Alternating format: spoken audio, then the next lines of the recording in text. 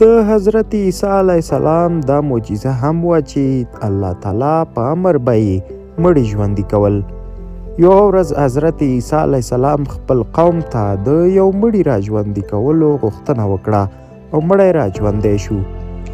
حضرت عیسی علیه السلام له هغه مړي وغوښتل تر څو د خپل حال په هکله خپل قوم ته بیان وکړي. مړی په خبرو شو او خپله کیسه یې داسې پیل کړه: کله چې په قبر کې کښېښودل شوم خاورې را باندې واړولې او خلک راڅخه ولاړل. دې وخت کې د ښي طرف له لورې یوه کړکۍ را خلاصه شوه او په هغه باندې څو کسان راغلل. ستړي مشي مو سره وکړه او بیرته په هماغه کړکۍ راڅخه ولاړل او دوی چې ولاړل زه هم راجګ شوم. ما ویل راځه ته هم په دې کړکۍ ووځه.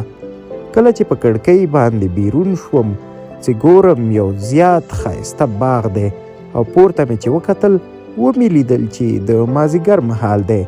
نو همدا مسله ده چې څوک قبر کې کښېښودل شي هلته پرې مازدیګر وي، که په دنیا کې نیمه شپه هم وي خو په ده به مازدیګر وي. مړي زیاته کړه چې ومې ویل چې دا خو د مازدیګر د لمانځه وخت دی، هلته باغ کې ښایسته اوبه بهېدې. ورغلم غوښتل مې اودس پرې وکړم خو د شا له لورې یوې ښایستې پیغلې راونیولم او راته یې وویل دلته لمونځونه مه کوه، لمونځونه ختم شوي دي او اوس خپلې مزې کوه. ما چې دا خبره واورېده ورته مې وویل چې دا څه وایې، زه خو ضرور لمونځ کوم، لمونځ څنګه ونه کړم.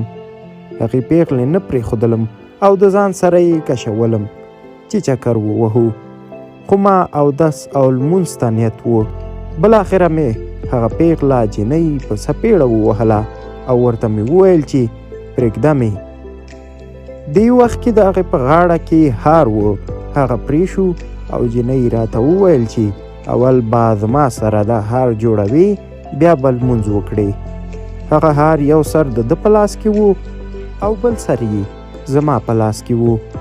تر نیمایي مو جوړ کړی و چې تا را باندې غږ وکړ او دغه دی راجګ شوم.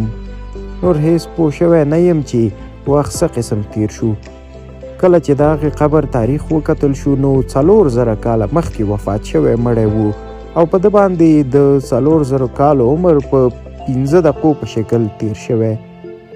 حضرت عیسی علیه السلام د قبر خاوند ته وویل چې ځانکدن څنګه و.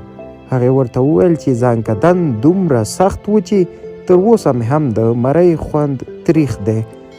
په 4000 کلونو کې هم د ځانکدن سختي ورته یاده وه.